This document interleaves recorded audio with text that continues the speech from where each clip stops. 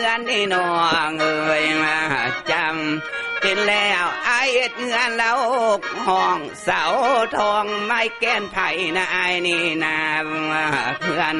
แปดห้องฝาแป้นเป็นเกือบลางเนื้อน้องจีวางความเว้าเจียวสายมันจีเก่าไอ้ได้บ่สัมผัสเอาผู้เฒ่าต้นน้องผึดหนุ่มไว้เนื้อน้องเนื้อกำไรมัน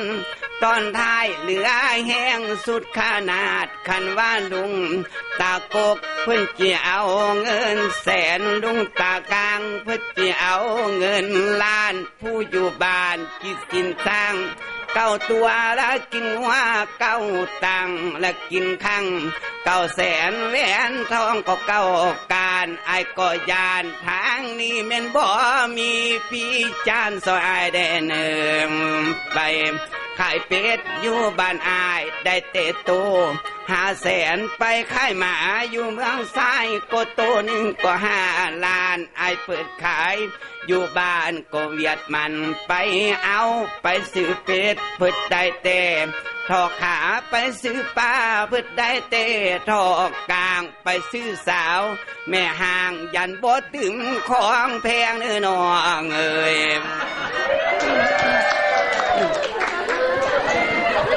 โอ้ยคักแท้น้อยค่อยบัววันเอ้ยเฮ้ยคิดเบิ่งแม่น้องจีว่าคันว่าใจว่าจีไปขายเป็ดซ้ำมีแต่ตัวลายเว้าสันบ่คันจีไปขายคู่ไว้มีตายแต่ตัวน้อยควายดอนน้อยเอาไว้แต่เอ็ดนาเว้าสันบ่คันบีเป็นละแต่เอ้ยแนวนี้นั่นหนาน้อยเนาะอายเป็นลูกชายเอ้ยละแต่ลูกชายล่ะมีแต่เอ็ดนาเอ้ยว่าแต่แม่นกินข้าวลูกงงเศร้ากินข้าวแล้วล่ะนอนเท่านั้นบ่อายบ่มีการค้าปัญญาอายตกต่ำน้องแท้น้อมีแต่คำมืดแล้วหัวซนเน่าบ่นนอนเว้าสันบ่นับแต่ฟังเสียงป่าคือสงกี่หูขายเนาะใจเอ้ยอันว่าฟังเสียงโลมาเว้าแต่ใส่บ่วันสงกี่หูขาบาดแต่ลือเป็นผู้ซาไผญาสุดแต่เฮือนอีดูเด้น้องนาคันพี่เป็นแนวนี้ควันตามบีดก็มีบ้านละเฮือนออนซอนเดน้องนาคันพี่เป็นแนวนี้ควันตามเบือนละมีเฮือนคือแต่เม่นละบ่ามาคุณเว้าญาละมีอายผู้เดียวน้องว่านาบ่าบัววันเอ้ยก็อายคิดเบิ่งแม่น้องว่า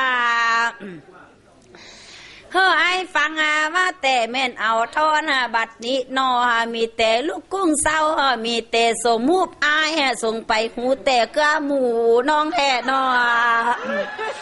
ส่งบ่มีบุญสู่จังบ่มีคำแก้วบัดแต่น้องบึ้งแลเอาผ้าเบียงนี่เป็นสายซอยย้อยคำมาว่าแต่คำของน้องบัดสี่พรต้นน้องน้องฮอดตั้งฮอดบ่คำแทงน้องตั้งอยู่ละแต่แม่นผู้ยวนได้อายเอ้ยเขายังสว่างกันเด้อลาไปขุดไปไงขุดบ่ได้เขาจังเต้าขึ้นมาเทละบ่น้องพัดต่ำเอ็ดผ้าเพว่าเข้ามาใส่บัดแต่อายขี้ให้เหลือจีตึมมีเงินน้องอายเนาะเฮ้ยคิดเบื้องแม่น้องจีว่าอันว่าหมอคำแทงน้องตั้งอยู่เตโกนเฮ้น้องหน้านับแต่บ่เงินโอนอันว่าสี่พรเลยน้องตั้งอยู่ตาแก่น้องได้เอาไม้แตกถ้าไปขายน้องขายสาวจังมีเงินหลายป้าจีบันเดียวนี้กันที่ไอ้บ่จีจังมาเด็ดเอานางน้องดอกแม่ใส่ลำเลยเป็นเอาได้ยังไงถึงน้อยแรกน้องงานละด้านเนยฟังเสียงน้องห้าเว้าหลักคนนั่งก็เข้มมีเป็นเศรษฐีย่านมีเงินแต่3 หาวดอกอายว่านาไปแม่นซื้อมาพาวละลงทงเมืองคำนับแต่กำไรนั้นเอาไปแม่นก็ซื้อควายอายเล่นนอนับแต่ง หลายๆคือจีไปก็ซื้อสร้างเว้ากว้างๆถึงน้องก็มากหลายนับแต่บ่คำแทงน้องตั้งอยู่ผู้ยวนเขาก็ส่วนกันไปละแม่นขุดก็แม่นไงจนว่าเอา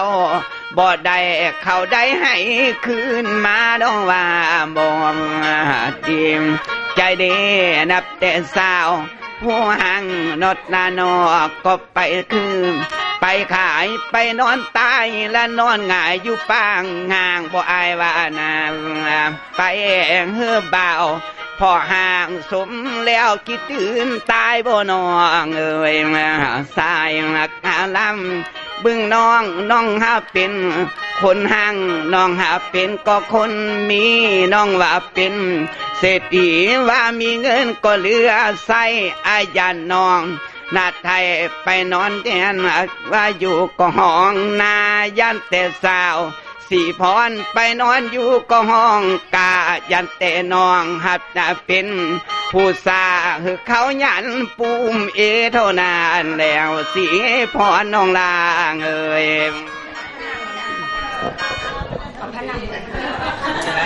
แค่เว้าแต่ต้นตัวน้องบ่คือสายเว้าแต่อายได้กล่าวไอ้เล่าข่าวเสิร์ชน้องบ่มีต้นจักแนวอยากกลัวน้องพ่อแม่เว้าแต่ต้นตัวน้องว่าน้องเป็นคนนั่งว่าน้องเป็นคนมีว่าน้องเป็นเศรษฐีว่ามีเงินแต่3-5คันไปซื้อมะพร้าวว่าบ่แบ่งพอแซงเฮาสั่นบ่เฮ้ยคิดเบิ่งแม่เว้าแต่คนคือน้องนี่น่ะน้อยน้อลำเบิ่งแม่ต้นอาย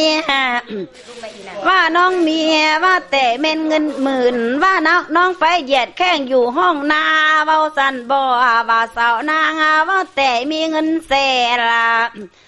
ที่น้องไปเหยียดขาละแต่อยู่ห้องกาที่น้องไปนอนอยู่ลาแนวนั้นกดมีเงินเว้าสั่นบ่คือไอคิดเบิ่งแม่น้องจีว่าน้องนี่ไปเมืองวีอัดก็ไปค้าเงินตาได้น้องหน้าสาวไปเมริกาก็ไปค้าเงินโดลาการสินค้านะน้องเก่งมากมายได้อายเอ่ยน้องนี่ตั้งไปค่าสาวนางตั้งไปขายเงินตาเอ้ยน้องบอกอึดบอกให้คันพี่อายะได้จีเอาปันสายเนี่ยน้องหน้าบ่าววันเอ้ยคันพี่สายอายะเห็นเงินลายไอ้ล้มดื้อตองคันพี่อายมักน้องจีเอาไว้เนี่ยน้องหน้าบ่าวสายลำเอ้ยไปไว้ธนาคารล้านสร้างเว้ากว้างละตุนอายก็อยากเห็นคันน้องมีเงินหมื่นอายอยากเห็นเบอร์บินได้น้องเอ่ยคันสาวมี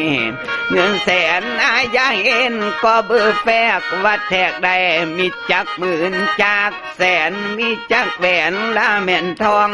คำแก้วคันน้องมีอยู่แล้วเอามาบึงสายตาได้แม่ลุงตากกก็แม่นอายสมหวานดีเนื้อน้องเนื้อ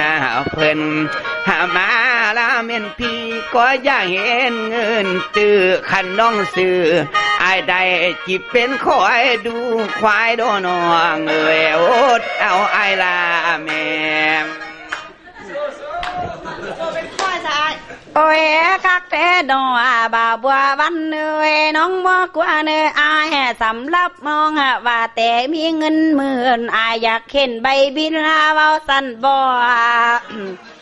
คันว่าสิพรเด้อน้องนี่มีเงินแสนอายอยากเห็นใบแฝกบัตรแทกใบอยากเห็นแต่ใบบินเว้าสั่นบ่น้องบอกกูว่าเนื้ออายเนื้อละแต่ใบบินน้องตั้งว่าเคยมีหลายได้ใส่เอ้ยนับแต่ใบบินนางตั้งว่าเคยมีมากตั้งว่าเอาไปฝากแล้วปะไว้5 ถอนกินน้องจีว่าบ่าววันเอ้ยน้องบอกว่าเนื้ออาย น้องมีเงินไล่เบื่อน้องไปซื้อฮอดผู้คุณเฮ้น้องนาสีพรเอาไปอุดหนุนผู้คุณเป็นตาลาดบทบาทน้องกายนี้แม่นบ่มีได้อายเฮ้ยเฮ้ยคิดเบิ่งแม่น้องนี่มีเงิน10,000ไปซื้อฮอดน้องป้าในเฮ้น้องนาน้องเลือเอาไข่แค้นสีพรไปซื้อไว้น้องนี่ไปซื้อได้หดน้องตั้งเมืองสุยบ่แม่นสิพรล้มคุยแนวนั้นเป็นน้องบ่าวว่าวันเลยคันว่าเป็นลาแต่เอ้ยแนวนี้คันว่าอายลาบ่เคยไปค่าปัญญายันบ่เก่งเว้าก็เว้าอยู่ลายันบ่ฮู้การค้ามากมายนี่อายนะน้องบ่อย่าลมลายลมน้ำทรายเป็นคนซายันแต่คือลมลาการดียันบ่มีจองบัดแต่ลมแก่น้องการค้าแม่นทั้งมวลเทละบ่เบาสายลำเอ้ยน้องบ่กลัวว่าแต่แม่นเนื้ออายอยากเห็นใบแฝกน้องจีเอามาหาดอกไส้เอ้ยอายะเห็นใบบินสาวคำนางน้องจีเอามาให้น้องจีคิดไล่แหวกแม่นจากล้านจากแสนเนื้อใส่เนื้อหรือว่าเอาไข่แค่น้องจีเอามาให้คิดไล่แล้วจังค่อยบึ่งเงินโอนเนื้ออายเนื้อน้องบอกว่าสิพอเลยว่าแต่น้องบ่จานบ่แม่นน้องขี้ขานลาเงินล้านแน่นอนบึ่งไปไม่อายเอ้ยบ่าวว่าวันเลยฮักน้องงานละท่านเอ้ยดีใจดีนับแต่น้องหักเป็นหัวละการค่าปัญญาดีมีเงินมากโนลาน้องฝากไว้ธนาคารใหญ่เวียงจันทร์นับแต่ตอนหัวค่ำน้องเฮอบึงเงินโอนเนื้อนางเนื้ออายว่าบึงใบแปกนอนลานอบ่เมียนว่าใบบินก็กินยาบ่น้องเอ้ยมาไปบินสาวคำนางว่าเม่นบินก็ท่านหมอเพิ่นเอ็ดยาก็ให้น้องแต่ว่าเว้าถือต้องอายว่าแม่นบินยาเด้อน้องเด้ออันว่าบินศรัทธาน้องว่ามีใบเงินแม่นสดอดแม่นหน้าเงินแก้วอายก็บึงแม่นแล้วฮอดบ่ว่ามีจากสู่คันน้องมีเงิน10,000เฮอเอามาก็ต่อตายล่ะแม่คันสาวมีเงินตาเอามาก็ตอดหน้ายาสูเอ็ดเว้าลาเอาเจ้าแบบขาวคือผู้สาวลาลมพางขี้คอยอันนี้เบาจอยและคือคอยบ่แม่นคนเนื้อน้องเนื้อหึดน้องอดทนทอนหาเงินตาลงมาบึงมีเงินกีบหรือว่ามีเงินลาวหรือว่ามีเงินขาวล่างเงินไทยหรือฟ้าหลังคันน้องหังก่อนอายเอามาจ่ายไว้ซื่นเท่าน้องเอ้ยน้องโอ้ยคักเทนอไอ้ค่อยบัววันเอ้ยน้องบ่กว่าเนื้ออายบ่กลางตายแบบง่ายๆดอกไส้เอ้ยน้องจีซื้อพี่อายไปค่าก็เล่าพอแท้ละบ่น้องบ่กว่าเนื้ออายเงินคำบ่อึดอยากปากและเว้าเงินคำแก้วน้องก็มีน้องจีว่าอันว่าน้องจีซื้อหม้อปีกจนว่าไปนำแห่นก็ได้นาสาวจีซื้อหม้อแคนฮอดว่าไปละเตะเอ้ยนั่งเฝ้าเอาไปเป็นเจ้าบ้านละบึงงูหมูไก่งัวควายก็ได้นาสาวบอกว่าแกล้งแล้วล่าแนวใดว่าแต่น้องบ่จอนเดินสายเนื้อคันไอจีล้มนำน้องไอจีเอาเงินบาทหรือจีเอาเงินตาหรือจีเอาเงินดอลลาร์หรือจีเอาเงินกีบหรือจีเอาทั้งหีบอีนางน้องก็บอกกูว่าขานมาน้องจอแม่บ่าวบัววันเลยโอ้ยเก่งกระตากินเนี่ยวะ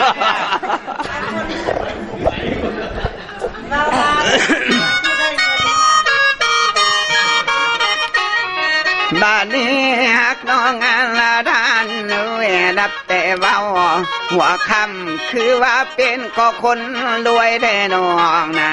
รับแต่ตอนหัวแรงคือว่าเป็นก็คนหั่งบัดเต่าเว้าจันขี้ข้างแม่นละตามผ้าฮอดบ่มีแน่นอนนาฟังเสียงเว้าเล่า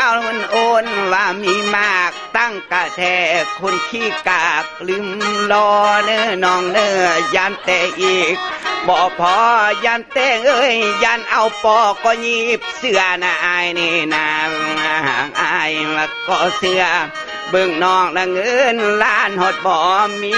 คันน้องมีเงินกีบคือจื้อชื่อแม่นหีบก็พอพายอ้ายและบอกคันบ้องไปค้าขายมีเงินหลายเงินตื้อคันพี่บ่ซื้อได้เอาอ้ายเปล่าหมอแคนเมื่อเมียนเป่าแขนแหนเมื่อเป็นแฟนนอนซ่อนคันว่ายามน้องหาแข่งแดดหอนเหือไอ้แกงวีลมไม่นองเอ่ยไอ้ขอเสยสมเจ้าสีพรบึงจักบางเหือจนได้เหือเป็นบ่าวพอห่างไปค้างอยู่เงื่อนนางก็อดเอาไอลาแม่โอ้ยคักแท้นอบาบัววันเอ้ยน้องบอกว่าแกงแล้วอันนี้สำนามเล็บแมวมันมาแถวโลกแก่เท่านั้นแล้วคันว่าสำน้ำไผ่เอนางน้องก็บอกกูว่าสำจีเอาใส่ไปเป็นผัวก็พอปันเป็นเสี่ยวเท่านั้นแล้วน้องยี่เนี่ยแต่อายบอกว่าด้านสิ่งใดเธออายเด้อคันว่าเป็นแนวนี้เธออายคิดเบื้องเด้ออายว่าน้องบ่หังบ่อึดแต่เงินตาเด้อน้องนาอายว่าสาวบ่มีเงินละน้องบ่อึดว่าแต่เป็นนาว่าแต่เงินโดลาการสินค้าอีนางน้องมากมายน้องนี่มีเงินหลายไอ้กี่เอาจากล้านน้องนี่บอกขี้ขานจีวางเคอหลายเนื้อสายเนื้อเคอไอ้คิดเบื้องแม่อันนี้เป็นเงินเวียดน้องไปข้าวเกลือได้ไอ้เอ่ยว่าแต่ใจว่าแต่อันนี้เป็นว่าแต่ลำบึงแม่อายเอ่ยอันนี้เป็นห้าลาเงินว่าแต่แม่นซ้ำเหนือสี่พรไปค้าฝ่ายได้สายเอ้ยอันนี้เป็นเงินไทยละแต่เงินเมริกาน้องไป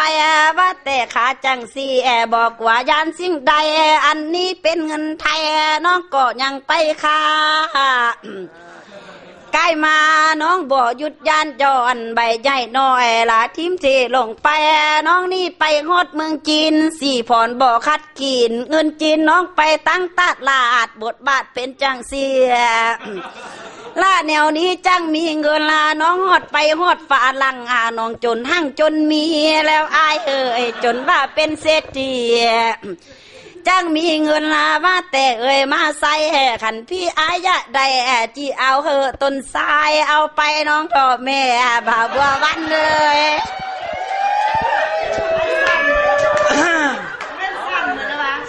ความคิดเลย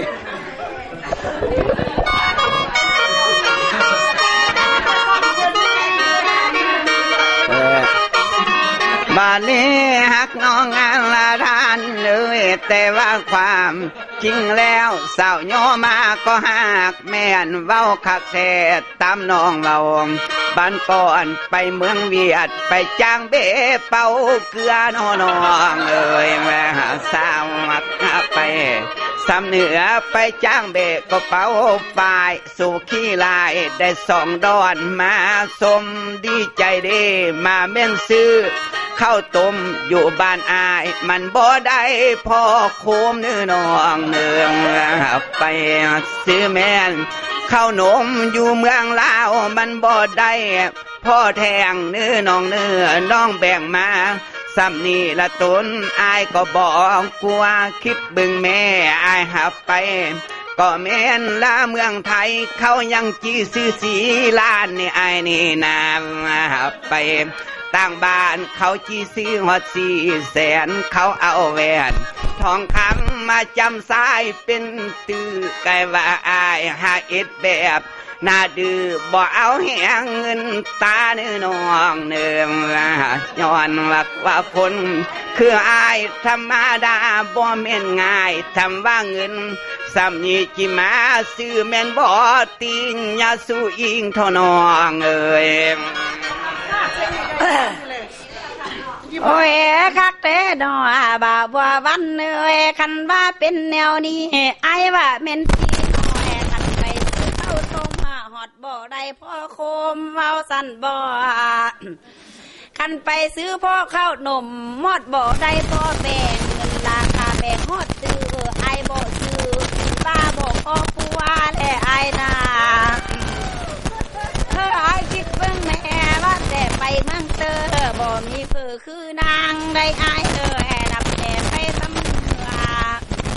ก็มีเฟือคือน้องบ่สร้างเอาถือต้องเงินทางแก้วก็บ่มีคือน้องดอกป้าแต่ว่าวันอายคันว่าไปกรุงเทพเขาจีซื้อฮอด400,000เว้าสั่นบ่ใส่หยังไปเมืองไทยเขาจีซื้อฮอด4 ล้านเขา5ตื่นหัวล้านเขาบ่วางเด้ออายจังเต่าขึ้นมาได้ล่ะบ่อายคิดเบิ่งแม่น้องก็ลิ้นเด็ดใส่กองในเยยคือแต่มักคานาว่าคาดกี่ได้อายจริงโง่คงแม่นเต่ามาได้ล่ะบ่เบาใส่ลำมือกันพี่เป็นแนวนี้น้ำบึ้งแม่คันพี่เฮเงินไล่เงินไอ้ที่ลืมกินง่ายแน่ไอ้นาคันพี่เฮเงินลายถ้าต้นสายบัดที่ลืมกินข้าวอันนี้ไอ้เจ้าเล่บ่สั่งจ่ายเงินตาตอนนั้นแล้วบ่าบัววันเอ้ยคือว่าต้นตัวไอ้บ่เอาแนวนี้สี่พรเอาแนวใหม่สี่พรบ่ได้ขี้ให้จีบางหมดคงดอกใจเอ้ยน้องจีปกเอาให้บอกว่าตายจักอย่างคือไอ้คิดเบิ่งแม่น้องจีว่าไอ้บ่เอาเงิน10,000น้องจีบางฮอดคำดำเนื้อไอ้หาบ่เอาเอ้ยว่าแต่เป็นเงินแสนสี่พรเลยน้องจีวางคำดอนน้องนี่ทอนปะไว้กายที่แม่นบ่มีแค่ลาพอไอ้แย่งเอาแม่ว่าแต่อันคำดอนนี้มันเป็นคำเบยว่าแต่มีฮาลาคำฝากหลังคำคนห้างคนมีคำเจ็ดสีมันฮาดเป็นแนวนี้บ่าวว่าวันเลย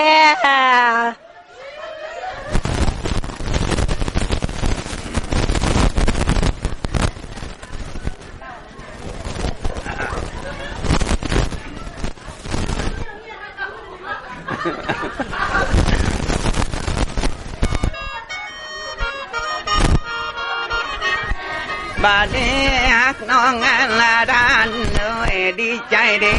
วัดแต่ตอนน้องหังนดนานอละตอนน้อง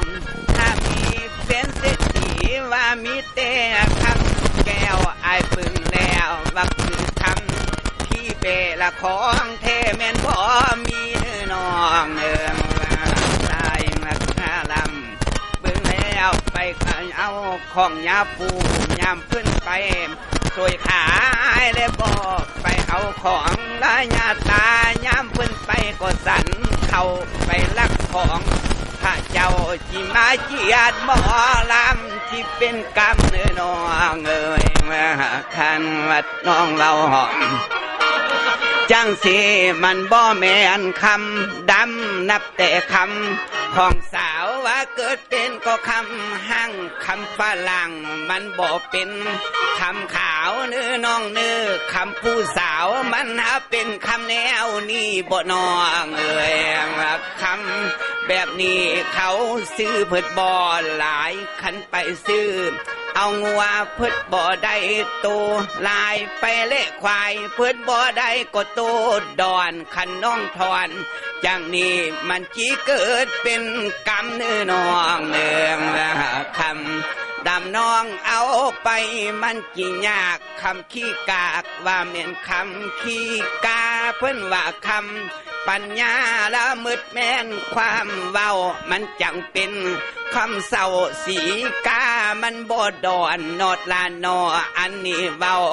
ก่อนแล้วละตูนอายจิบ่เอานับแต่คำบ้านนองวักทรงหั่งทรงมีคำแท่งนองว่าตั้งอยู่เส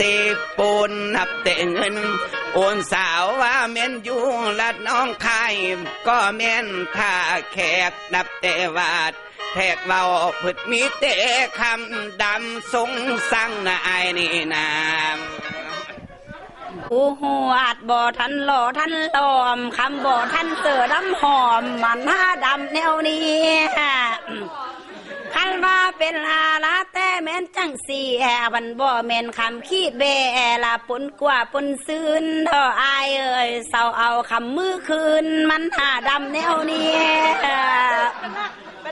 ธออายคิดเบิ่งแม่เว้าแต่คำแดงนั้นมันแม่นคำสีหอมได้ใส่เอ้ยบัดแต่คำบ่หล่อบ่หลอมจังแม่นคำผู้แห่อันว่าคำดำเบยว่าแต่เหม็นคักแต่ลาคำเตผู้ยวนน้องนี่เอาอยู่ส่วนลามาจำต้นอายญาสู่เอ็ดหน้าหายญาเอ็ดบูดทรงลงพ่ออายเอ่ยเอาเธอทงฮาลาเอาไปไว้ในเฮือนเลยมันจีมาคุณหังขันไอนั่งอยู่ลาหาบ่ตอนมีเงินคือน้องดอกคันพี่เป็นแนวนี้อายบ่มักแนวนี้สีพรเอาแนวใหม่น้องบ่ยานดอกอายเอาแนวใหม่เอาแนวใหม่เลยคันสายจีเป็นเคยสีพรบ่กลัวตายจักอย่างอันนี้แหวนมันเพชรมันเอามาแต่อเมริกาฮาละแหวนตาแดงเอามาแต่ญี่ปุ่นบ่แม่นแหวนนักปุ่นบ่แม่นแหวนนักจีละแนวนี้แม่นแหวนงามเนื้ออายเนื้ออายบ่เอาแนวนี้สีพรมีแนวใหม่อันนี้แหวนเต่าแน่บ่มีหัวมีขาได้ใส่อันนี้แหวนเต่านามันหน้าดำแนวนี้คันว่าเป็นจังสีจังเอาไว้แม่นเอ็ดแนวเนื้ออายเนื้อมันน่าสวดปูลัวห้ามีหูทั้งกองอายบ่แม่นพี่น้องบ่สางบ่องลงหูสวดปูลัวเนื้ออายเนื้อบ่หมอลำเอ้ย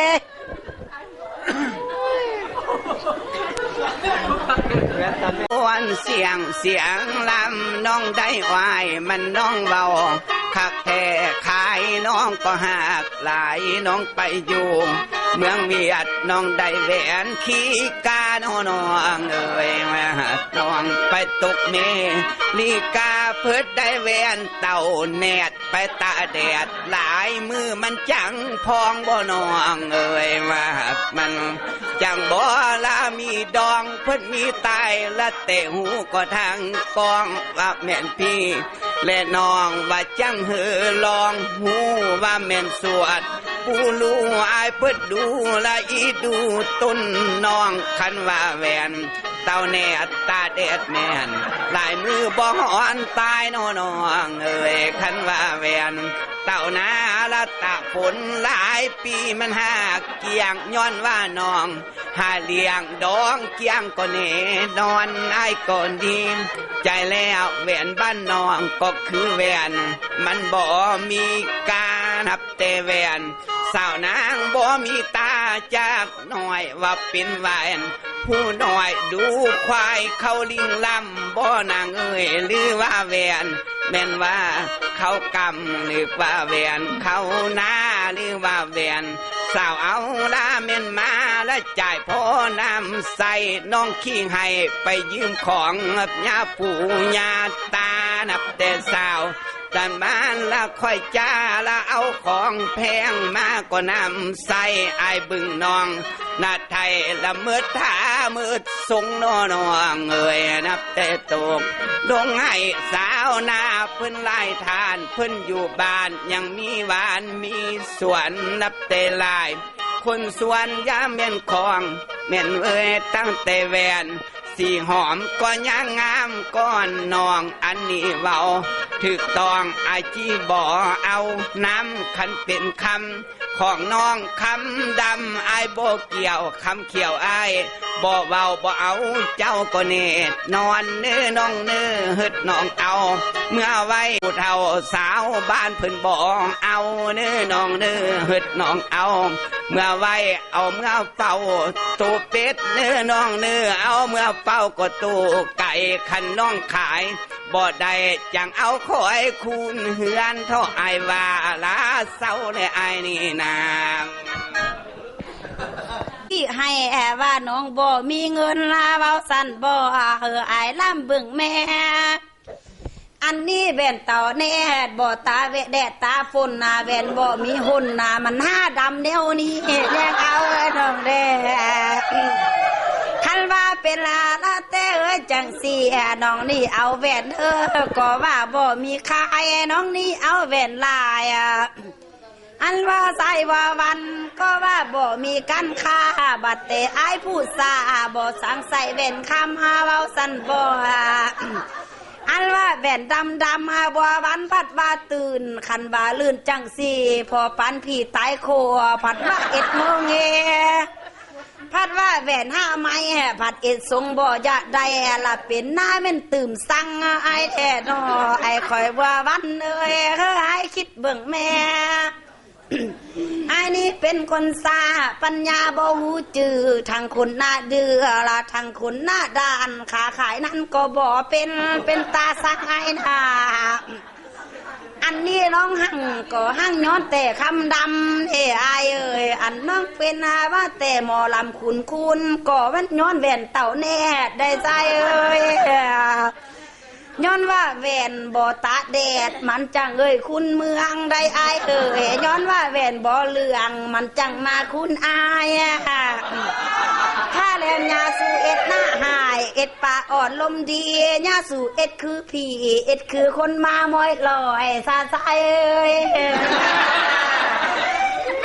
คือจีมักน้องลาใจอ่อนคายลงน้องเถอะแม่เอาไปน้องเถอะเด้อไอ้ค่อยบัววันเลยไอ้คิดเบิ่งแม่คันพี่เบนใส่ซอยทางดำนี่คันบ้าไปเอาห้องจากหัวปูเพิ่นก็บ่ทันเห็นได้สายย้อยคันไปเอาห้องจากหัวตาเพิ่นก็บ่ทันหูน้องไปลมสู้จากหัวตาผู้ใหญ่น้องไปจริงได้เอามาบัววันบ่เป็นกรรมเนื้อไอเนื้ออดเอาน้องเถอะแม่ไอฮักแพงใจน้องผู้ไขละความเว้าเป็นเต้าเมื่อถูกท่าแต่ว่ามาเบิ่งแล้วการข้าบวองไว้เนื้อน้องว่ามีกำไรเหลือหลายแล้วคู่ขายแล้วมีไตแล้วแต่แหวนเต้าเนตแลนว่าบ่ตาแดดแหวนแม่นบ่ตาฝนแหวนมุนบ่มีหนก็จากหน่อยน้องบ่ว่าเรา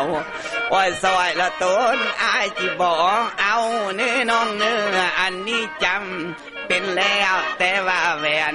ของเจ้าตานายจิบ่จ่ายว่าเป็นแหวนขี้ลายต้นอายก็บ่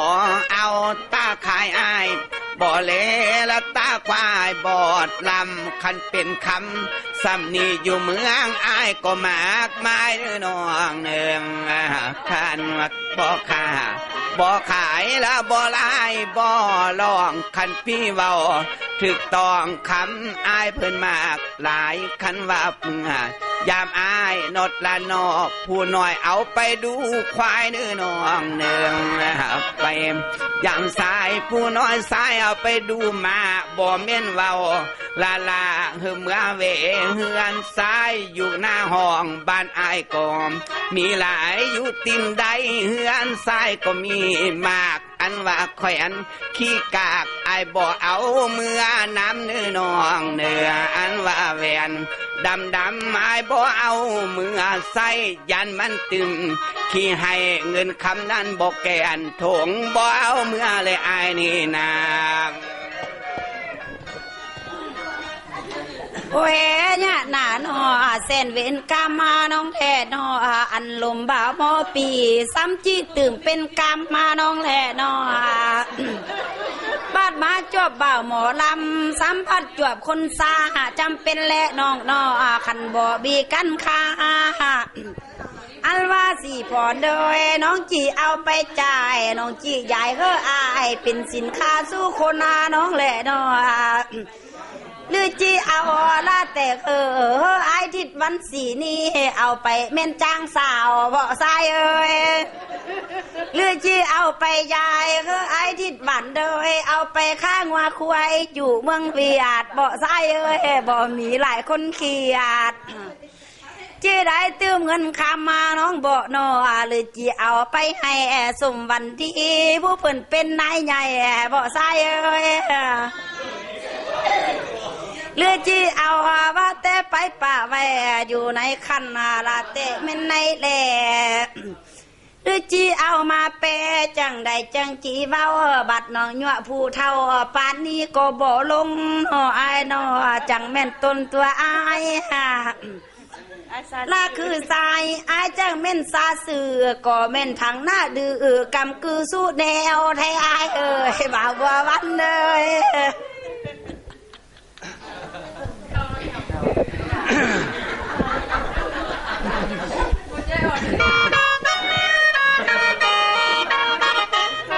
ยามนี้หักน้องงานละด้านเอ้ยจำเป็นแล้วไอ้บ่เอาละมือใส่กำไรมันจิยานขาดไอ้นี่นาบทบาทเป็นจังสีบ่เอาเทก็เนนอนนับแต่เงินเมื่อกีบนอนละนอกอยู่หีบอายยังหลายเนื้อนางเนื้อนับแต่เงินขายควายอยู่เมืองไซยังมากละน้องเอ้ยท่านรักว่าอยู่บ้านอายนับแต่เงินกีบนั้นไอ้ป่าไว้ก็ขอควายบ้านอายนาเตือนตาสายยังป่าไว้ก็ขอไก่ขันปีบุญขาดได้ไอ้จี้คูดเขี่ยแล้วกิมว่าแต่งยอกก่อนเนื้อน้องเนื้อนับแต่จำเป็นแล้วเฮือน้องเอาไปเล่บ่าวบ้านตื่มาเป็นเครือเฮือสาวเอาเมื่อเล่บ่าวบ้านเหนือลงเป็นสู้ทอนองเอ่ยเอาแต่ผู้ละก่อนอายเอาคนเท่ามันจริงเวกเนื้อน้องเนื้ออันว่าถึงยามกินยานได้ป้อนถึงยามนอนยันได้กอมยันแต่หอมบ่หอมยันแต่นองบ่กลมละโดมแก้มบ่ปีใสนับแต่จำเป็นแล้วน้องบ่ค่า